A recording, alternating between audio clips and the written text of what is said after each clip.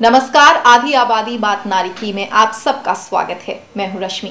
रुक करते हैं कुछ ऐसी खबरों की ओर जो होती हैं खास लेकिन रह जाती हैं सुर्खियों से दूर। तो आइए शुरुआत करते हैं हमारे आज के कार्यक्रम की। देखेंगे हमारा आज का मुद्दा, इसी विषय पर राय लेंगे अपने एक्सपर्ट से, देखेंगे क्या है खास हमारे करियर सेगमेंट, जानेंगे महिलाओं की प्रेगनेंसी और उससे जुड़े कॉम्प्लिकेशंस के बारे में और देखेंगे रैगिंग की घटनाओं पर रोक लगाने के लिए एक अनूठे प्रयास को। आज रैगिंग को रोकने के लिए देश भर में मुहिम जोरों पर है। यही वजह है कि फ्रेशर्स पार्टी के जरिए जूनियर और सीनियर स्टूडेंट्स का इंटरैक्शन करवाकर रैगिंग को रोकने की एक कोशिश की जा रही है।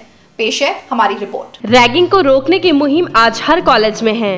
रैगिंग एक ऐसा शब्द है जो सीनियर और जूनियर के बीच में लंबी खाई पैदा कर देता है, लेकिन आज इसे रोकने के लिए इंस्टीट्यूट कई तरह के इंटरेक्शन प्रोग्राम ऑर्गेनाइज करवाते हैं, जिससे सीनियर और जूनियर के बीच एक हेल्दी एनवायरनमेंट बन सके। रैगिंग से फर्स्ट ईयर वालों को बहुत ज़्यादा डर बढ़ जाता है ड्यू टू द फैक्ट कि रैगिंग बहुत अवॉइड की जा रही है। जो फर्स्ट ईयर्स हैं, they are really free to move in college and it feels really nice. These all activities actually enlighten them. They give the encouragement, को उनका उत्साहन प्रोत्साहित करते हैं। ऐसे प्रोग्राम्स में इंटरेक्शन ज़्यादा बढ़ जाता है, तो जूनियर्स थोड़ा सा और ज़्यादा फ्री हो जाते हैं। उनको थोड़ा सा अच्छा लगता है कि सीनियर्स हमारे साथ कोऑर्डिनेट कर रहे हैं, तो उनको थोड़ा सा मतलब बाद में कॉलेज में थोड़े से आसानी हो जाती है। स्टेज पे जब तक कोई परफॉर्म नहीं करेगा, उन्हें एक्जैक्टली पता नहीं चलेगा कि हमें वर्ल्ड को कैसे फेस करना है, तो उसके लिए ज़रूरी है। रैगिंग तो बिल्कुल ही बंद होनी चाहिए, क्योंकि आजकल जो बच्चे हैं वो साइकोलॉजिकली बड़ी जल्दी हरास हो जाते हैं। पहले ऐसा नहीं था, पर स्टिल अब तो थोड़ी सी बात पे ही उनको प्रॉब्लम हो जाती है। तो रैगिंग अब तो, क्योंकि पढ़े लिखे बच्चे, जो पढ़े लिखे बच्चों में यही होता है कि उनको आप प्यार से समझिए, इंस्टेड ऑफ कि रैगिंग करें, ये करें, उनसे समझाइए प्यार से और वो समझ जाएंगे। इस तरह के जो प्रोग्राम होते हैं वो बच्चों को रिलैक्स करने के लिए ज़रूरी हैं।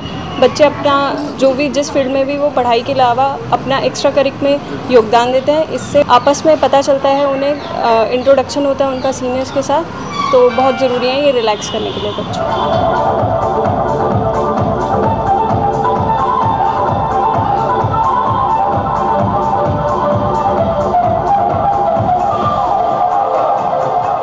एक ऐसा ही मौका है फ्रेशर पार्टी का, जिसमें सीनियर कई तरह के कल्चर एक्टिविटीज के जरिए जूनियर का वेलकम करते हैं और उनका इंट्रोडक्शन लेते हैं। पढ़ाई के बीच में इस तरह के फंक्शन एक रिफ्रेश माहौल को तैयार करने के लिए बेहद जरूरी हो जाते हैं और इनके जरिए लड़कियों को ये दिखाने का मौका मिलता है कि वो भी किसी से कम नहीं।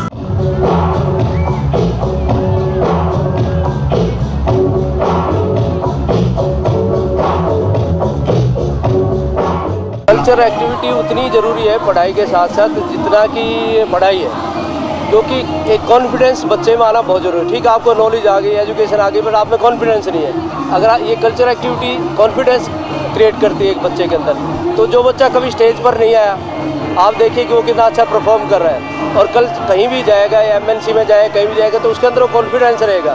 तो कल्चर एक्टिविटी उतनी ज़रूरी है जितनी पढ़ाई है। नए बच्चों के लिए मैं यही कहना चाहूँगा कि जो 4 साल उनके पास है उसमें पूरी मेहनत करें और जब यहाँ से जाए फेयरवेल के साथ, तो पूरा अपने माँ बाप का नाम रोशन करे और नौकरी लेकर के जाए। पढ़ाई के बीच में ऐसी एक्टिविटीज़ होना बहुत ज़रूरी है for students to get encouraged. So all these are so necessary, क्योंकि माइंड को फ्रेश करना भी बहुत ज़रूरी होगा। इसमें हमने देखा है कि लड़के लड़कियां बहुत ही हाईली पार्टिसिपेट कर रहे हैं और उनकी इच्छा होती है कि हमारी जो प्रोग्राम्स हैं शामिल की जाएं, जिससे कि हमें भी मौका मिले स्टेज पर कुछ करने का, लोगों के सामने दिखाने का और मैसेज देने का।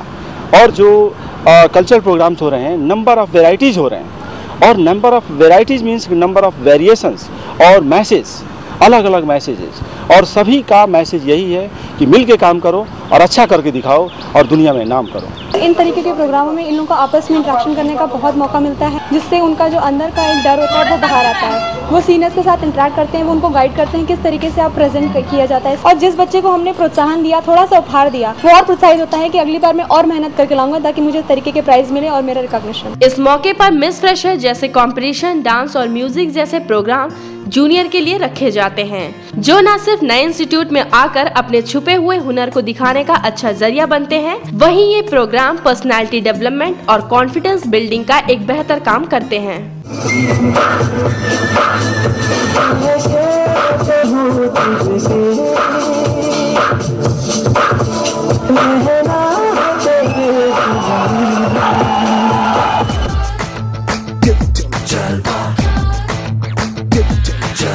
Gorgeous with attitude